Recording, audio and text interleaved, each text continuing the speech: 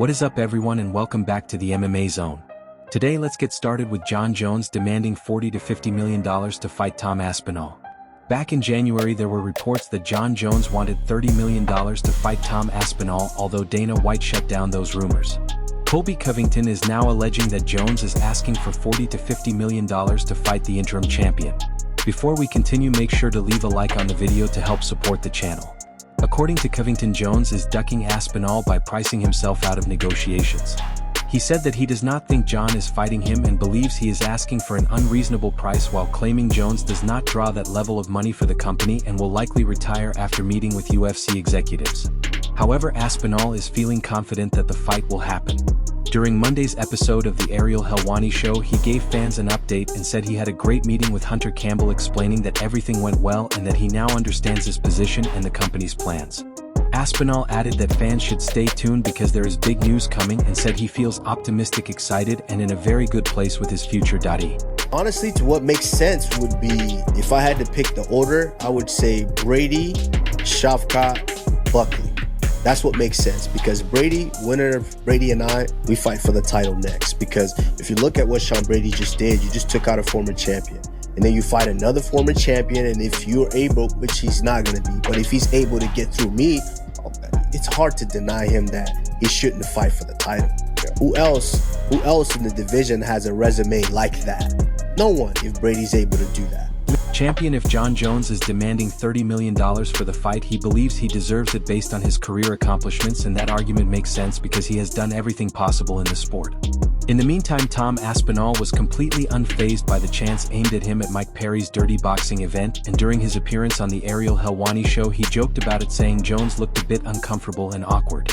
Even if the fight does get signed, Robert Whittaker is not confident it will actually happen. On the latest episode of his MMA Arcade podcast, Whittaker said that at this point he sees Jon Jones trolling Tom Aspinall and believes Jones could sign the fight, train for 5 months, and then retire. If the fight does happen, it could become the biggest heavyweight fight in history. Moving on to another story, Joe Rogan recently said he heard that Alex Pereira fought Magomed Ankalaev with a broken hand and a virus. In response, Magomed took to social media and reacted by saying that when fighters step into the cage, nobody is 100%.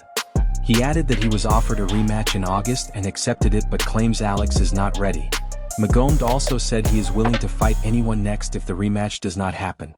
Let us know in the comments if you want to see Ankalaev defend his title first, or if the Pereira rematch should be next.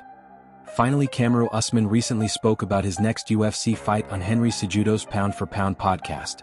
Usman said that if he could choose his ideal opponent, his first choice would be Sean Brady.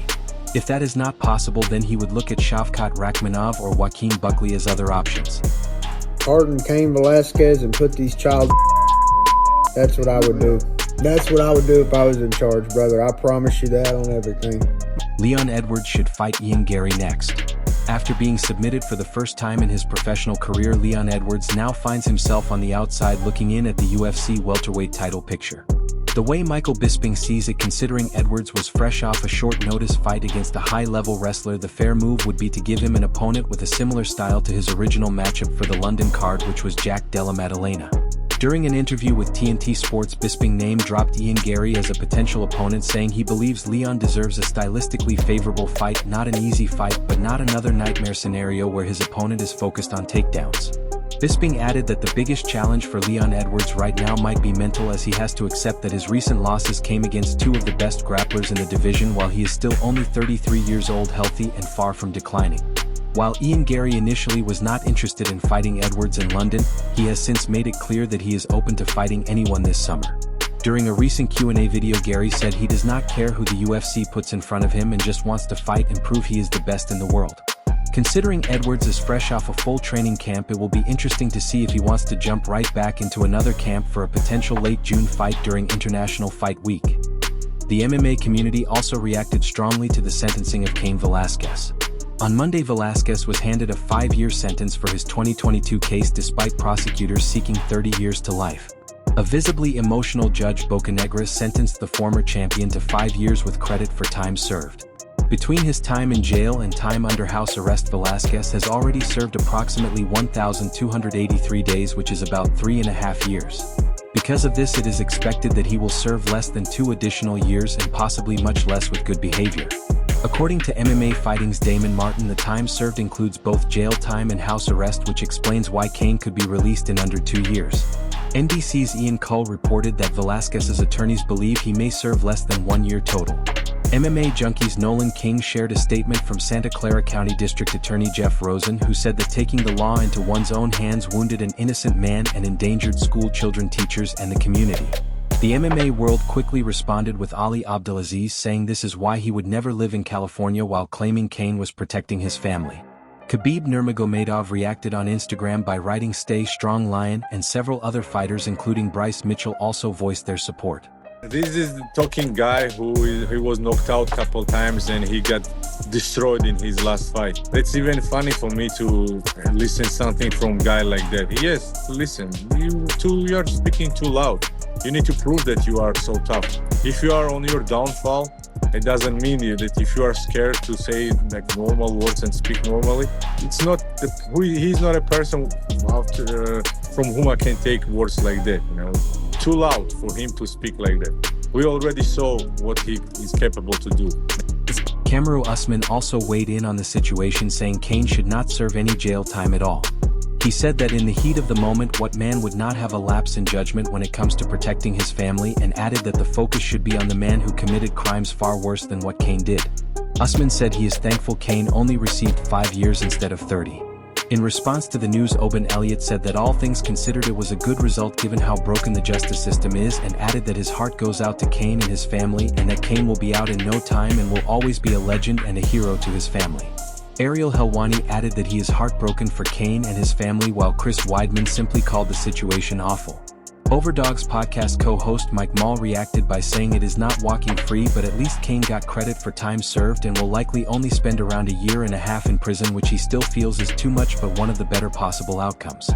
Many other members of the MMA community, including Gilbert Burns, Jorge Masvidal, Darren Till, Yana Santos, and Anthony Pettis, also showed their support using the hashtag #FreeCain. Roman Dolidze also fired back at Robert Whittaker's comments. Dolidze recently picked up a big win over Marvin Vettori at the Apex, avenging his UFC 286 loss, but not everyone was impressed.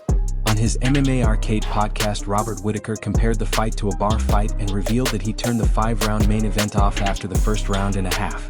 Those comments did not sit well with Dolidze, who responded to the former champion during a recent interview where he pushed back on the criticism and defended his performance. Between the two, do not expect them to settle things inside the octagon anytime soon. While reacting to Dolidze's win over Vettori, Robert Whittaker said he is all in on a fight with Sean Strickland at International Fight Week, and made it clear that he is only focused on top 5 opponents as he works his way back toward title contention. Sean Brady also spoke about what could be next for him following his win over Leon Edwards in London.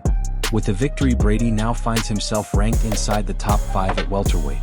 Speaking on the Ariel Helwani show on Monday, Brady was asked about his next move, and with Jack Della Maddalena already scheduled to fight for the belt, he suggested that a fight between himself and Shavkat Rakhmonov could make sense. Brady explained that title shots are never guaranteed and said he would be happy to fight the #1 contender or even Belal Muhammad depending on how things play out, adding that he does not feel the need to take a step back after such a big win. While many rivalries cool down after fight night, that was not the case here. After the win, Brady took shots at Leon Edwards and his team, criticizing their behavior before and after the fight.